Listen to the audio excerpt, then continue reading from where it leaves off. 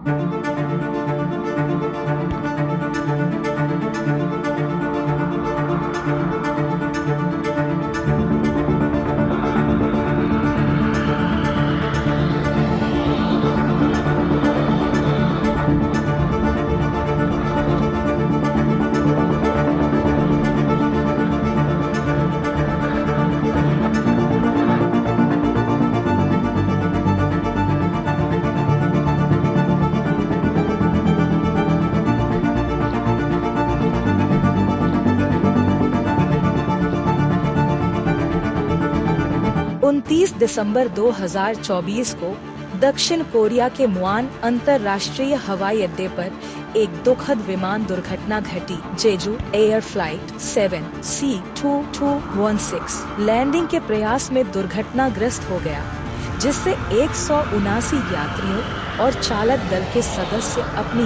जान गंवा बैठे। ये दुर्घटना दक्षिण कोरियाई एविएशन इतिहास की सबसे घातक और विनाशकारी घटनाओं में से एक मानी जा रही है। इस घटना ने एविएशन सेफ्टी और टेक्निकल फेलियर्स और भविष्य में ऐसी आपदाओं को रोकने के तरीकों के बारे में गंभीर सवाल उठाए हैं।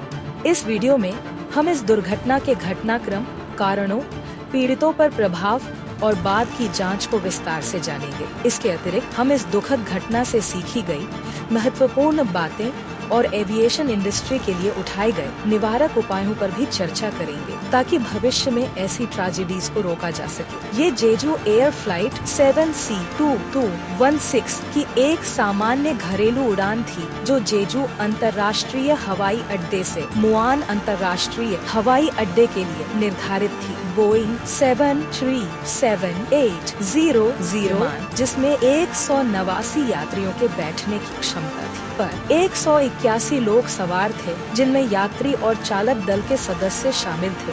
यह उड़ान जेजू एयर द्वारा संचालित थी, जो एक कम लागत वाली एयरलाइन है, जो घरेलू और अंतर्राष्ट्रीय मार्गों के लिए जानी जाती है। विमान अपनी प्रक्रिया के अंतिम चरण में था जब दुर्घटना घटी। ये कई घंटों से उड़ान में था और मुआन अंतर्राष्ट्रीय हवाई अड्डे के पास पहुंच रहा था, जो सियोल से लगभग 288 किलोमीटर दक्षिण पश्चिम में स्थित है। मौसम साफ था और आकाश शांत था। घटना के समय कोई महत्वपूर्ण असमानता या प्रतिकूल स्थिति नहीं थी। यह दुर्घटना 29 दिसंबर 2024 की सुबह 9 बजे घटी। मुआन अंतर्राष्ट्रीय हवाई अड्डा एक महत्वपूर्ण हब है, जो मुख्य रूप से दक्षिण कोरिया के भीतर उड़ानों के लिए इस्तेमाल होता है। यह हवाई अड्डा आकार में अपेक्षाकृत छोटा है, लेकिन यह विभिन्न प्रकार की कमर्शियल फ्लाइट्स को संभालने के लिए अच्छी तरह से सुसज्जित है। हालांकि उस दिन यह एक भयानक दुर्घटना का स्थल बन गया। घटना के ठीक 8 मिनट बाद उड़ान चालक दल ने एक आपातकालीन स्थिति घोषित की थी, जिसे मेडे कॉल कहा जाता है। यह कॉल 8:59 पर की गई थी। इससे ठीक पहले विमान रनवे की ओर अपनी लैंडिंग प्रक्रिया में था। जब उड़ान 7C2216 रनवे की ओर उतरने की कोशिश कर रहा था, तो स्थिति जल्दी बिगड़ गई।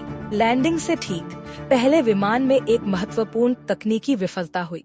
रिपोर्ट्स के अनुसार विमान के दाहिने इंजन में पक्षियों के झुंड के द्वारा टक्कर मारी गई, जिससे गंभीर खराबी हुई। पक्षी टक्कर के कारण इंजन में आग लग गई, जिससे विमान की सुरक्षित लैंडिंग की क्षमता गंभीर रूप से प्रभावित हुई। पायलट ने एक आपातकालीन कॉल किया और गो अराउंड की कोशिश की, जो एक ऐसी प्रक्रिया है जिसमें विमान लैंडिंग को छोड़कर फिर से ऊपर उठने की कोशिश करता है। दुर्भाग्यवश यह प्रयास विफल हो गया, क्योंकि विमान रनवे से बाहर निकलते हुए फिसलने लगा। जैसे ही विमान नियंत्रण खोने लगा, वह हवाई अड्डे के पास एक दीवार से टकरा गया। इसका प्रभाव विनाशकारी था, जिससे एक विशाल विस्फोट और आग लग गई। विमान 2 हिस्सों में टूट गया और विमान के सामने वाले हिस्से में आग ने पूरी तरह से उसे घेर लिया। स्थल पर मौजूद गवाहों ने दुर्घटना से ठीक पहले विमान के पंखों से चिंगारियां उड़ती देखी। 41 वर्षीय यूजे यंग, जो हवाई अड्डे पर मौजूद थे, ने जोरदार विस्फोट की आवाज सुनी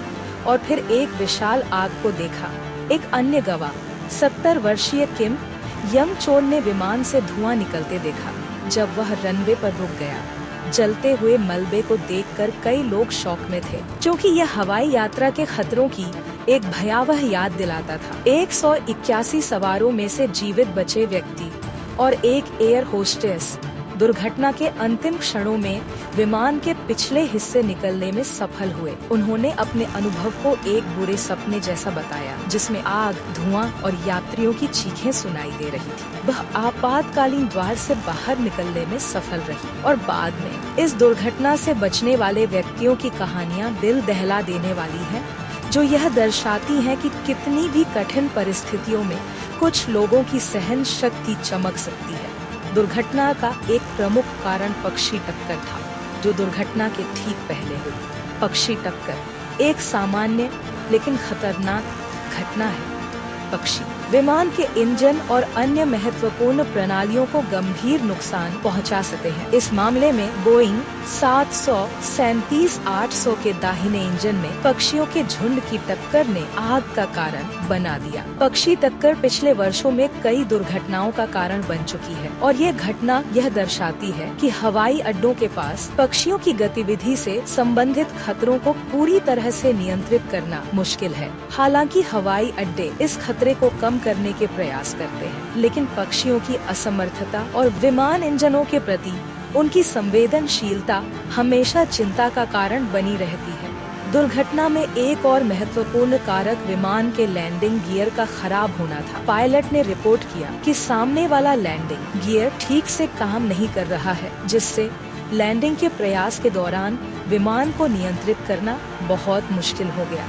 लैंडिंग गियर के काम न करने का मतलब था कि विमान सुरक्षित रूप से उतरने में असमर्थ था और पायलट के नियंत्रण खोने के बाद दुर्घटना अनिवार्य हो गई। इस तरह की तकनीकी विफलताएं जल्दी नहीं होती है, लेकिन जब यह घटित होती है तो इसके परिणाम विनाशकारी हो सकते हैं। लैंडिंग गियर विमान के सबसे महत्वपूर्ण घटकों में से एक है और किसी विफलता की स्थिति में विमान को नियंत्रित करना बहुत मुश्किल हो सकता है। विमानन में पायलटों को आपातकालीन परिस्थितियों से निपटने के लिए प्रशिक्षित किया जाता है, लेकिन पक्षी टक्कर और लैंडिंग गियर की विफलता का संयोजन पायलट को अत्यधिक कठिन स्थिति में डाल रहा था। गो अराउंड की प्रक्रिया को एक अंतिम प्रयास के रूप में किया गया था, लेकिन यह असफल रहा। एक साथ दोनों समस्याओं का सामना करना पायलट के लिए स्थिति को सुधारने में अत्यधिक कठिनाई उत्पन्न कर रहा था। दुर्घटना में 179 लोगों की जान चली गई, जिनमें 84 महिलाएं, 82 पुरुष और 11 स्कूली बच्चे शामिल थे। पीड़ितों के परिवारों पर उनके प्रियजनों की हानि का बहुत गहरा प्रभाव पड़ा। यह घटना और भी दुखद है, क्योंकि कई पीड़ित सामान्य लोग थे जो विभिन्न कारणों से यात्रा कर रहे थे। कुछ छुट्टियां मनाने, कुछ व्यापार यात्रा पर और कुछ अपने घर लौट रहे थे। पीड़ितों के परिवारों द्वारा अनुभव किया गया दुख और मानसिक आघात अवर्णनीय है। कई लोगों ने अपने परिवार के सदस्य को बिना अलविदा कहे खो दिया और इस अचानक और हिंसक तरीके से इतनी बड़ी संख्या में लोगों की मृत्यु ने उत्तरजीवियों के परिवारों पर स्थायी प्रभाव डाला। जीवित बचने वाले और बचाव कार्य 181 सवारों में से केवल 2 लोग बचने में सफल रहे। घटना स्थल पर पहुंचे बचाव दल को आग और मलबे से निपटने में घंटों लग गए। इस बचाव कार्य में कई दमकल कर्मियों और आपातकालीन सेवाओं ने अपने जीवन की परवाह किए बिना सक्रिय रूप से कार्य किया। उनका समर्पण अत्यधिक प्रशंसा का पात्र है। दुर्घटना के बाद दक्षिण कोरिया के विमानन सुरक्षा बोर्ड ने घटना की विस्तृत जांच शुरू की। जांच का मुख्य उद्देश्य यह निर्धारित करना था कि दुर्घटना के कारण क्या थे और भविष्य में इस तरह की घटनाओं को रोकने के लिए कौन सी कार्रवाइयां की जा सकती है। जांचकर्ताओं ने विमान के ब्लैक बॉक्स की गहनता से समीक्षा की और लैंडिंग गियर, इंजन और पक्षी टक्कर से संबंधित तथ्यों की पूरी जानकारी इकट्ठी की। अंतिम विचार जेजू एयर फ्लाइट 7 C2216 की दुर्घटना एक भयानक याद है, जो विमानन सुरक्षा की प्राथमिकता को फिर से स्पष्ट करती है। विमानन उद्योग को तकनीकी विफलताओं, मौसम की स्थितियों और आपातकालीन प्रतिक्रियाओं पर पूरी तरह से पुनः विचार करने की आवश्यकता है।